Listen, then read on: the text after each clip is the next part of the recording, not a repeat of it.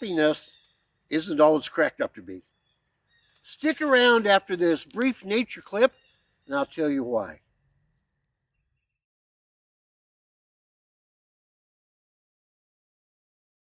I better warn you that this is nature not always at its best. There's a couple of critter fails in this clip.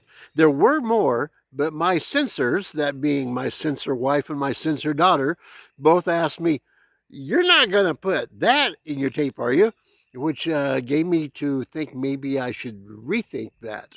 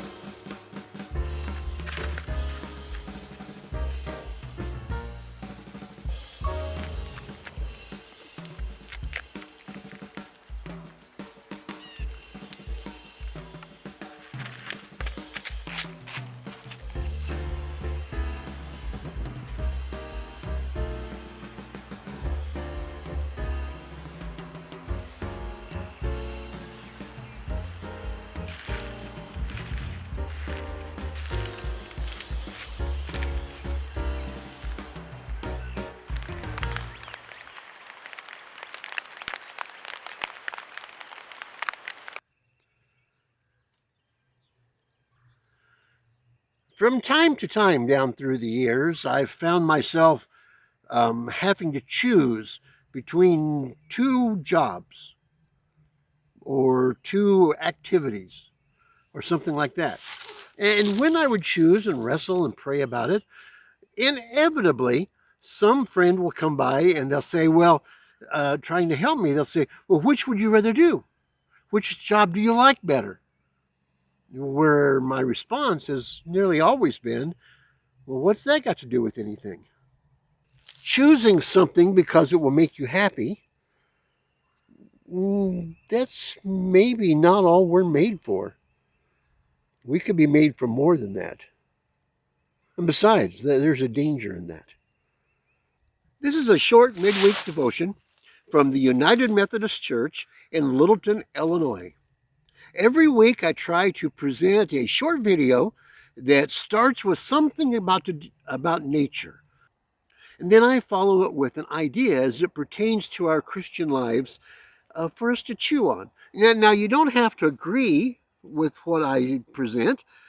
You can disagree, you can agree. I only ask that you think about it.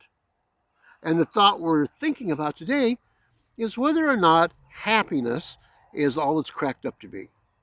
Or rather, the search for happiness, if it's all it's cracked up to be. if it's worthy of our time to pursue happiness as a goal in life. My first point is that one of the reasons the pursuit of happiness is not all it's cracked up to be is that we don't always know what will make us happy. It's sort of like in medicine. Sometimes the medical treatment hurts and we don't want to go. A child may want to eat a full diet of fancy cereal for breakfast, followed by ice cream for lunch, and ice cream for the evening meal, and ice cream before bed. That doesn't mean it's healthy for them.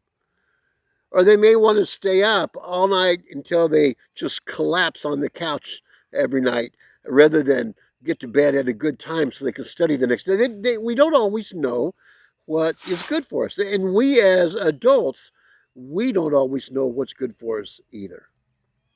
We are masters of fooling ourselves. And many people stumble in the area of wanting to aspiring to something that's just not who they are. And so if we try to buy, to build, to obtain, to achieve the next thing on our bucket list that's going to make us happy for 10 or 15 minutes, we may just mess our whole lives up chasing after the pot of gold at the end of a rainbow that isn't even in the direction we ought to be looking. Our Creator God probably knows how we're made and what we need more than we do.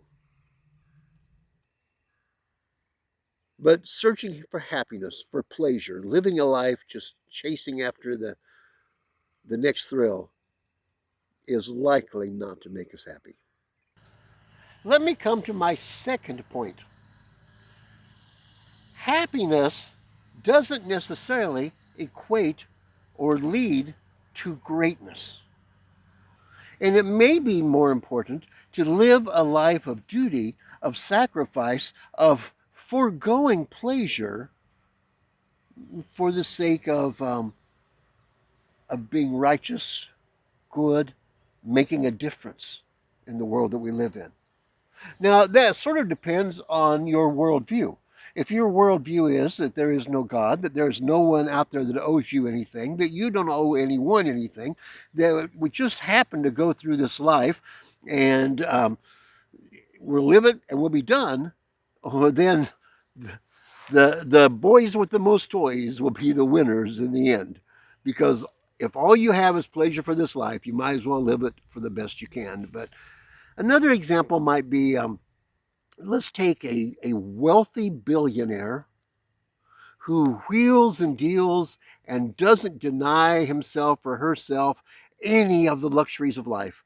They surround themselves with friends. They live for pleasure. They live their entire lives, enjoy every bit of it, and they live to their maybe 75 years old, and then they die. And then let's look. We're here in Illinois, land of Lincoln. Let's look at Abraham Lincoln.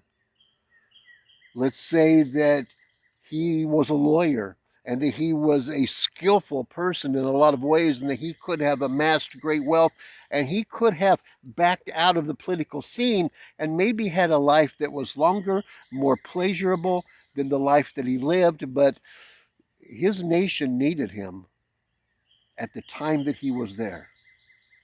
And he lived a life that was not all that pleasurable by his standards.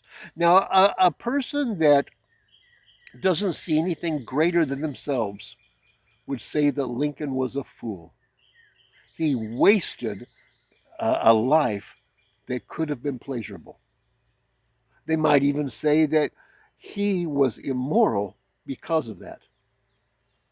But someone that sees a greater picture, that sees a greater purpose for life and for each of us, might say that Lincoln was the hero. He was the great person, while that billionaire playboy was the fool.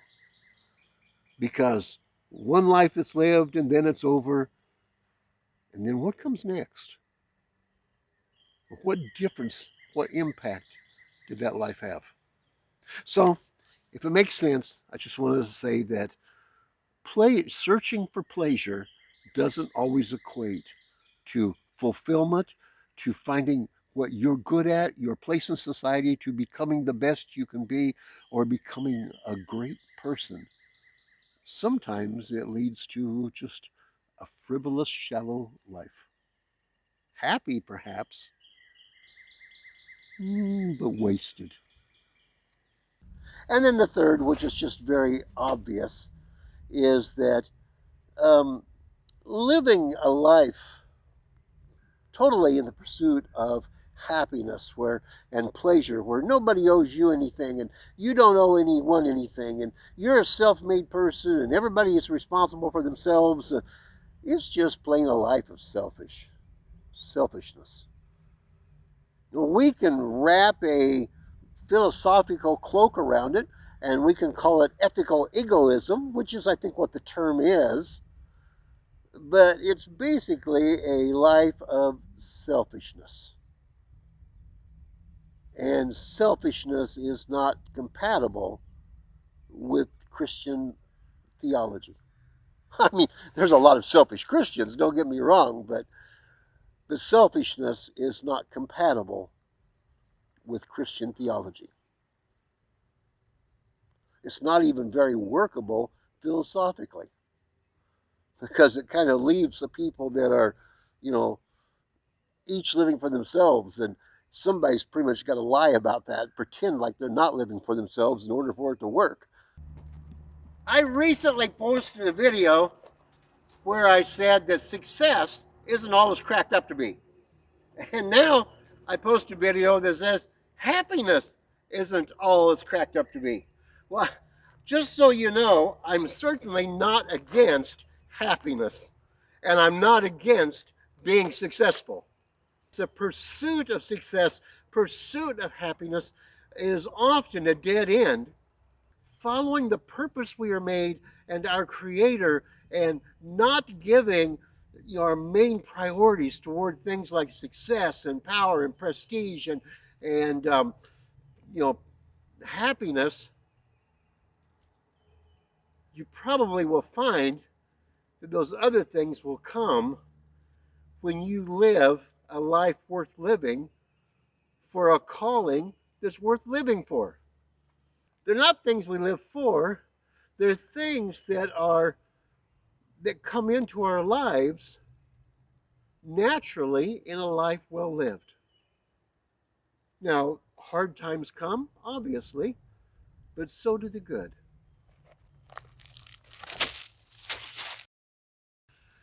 Well, this is halfway through the week, and we're now well into spring, mushroom season, flowers, and I'll be able to see you again in just a few days at church. May God bless you and watch over you. And if you are chasing your tail after something that is inferior, may God give you a sense of vision for something that is great that He's built you for. And may you follow after Him. Seek first the kingdom of God and His righteousness, and then let all these other things come in. Well, God bless you.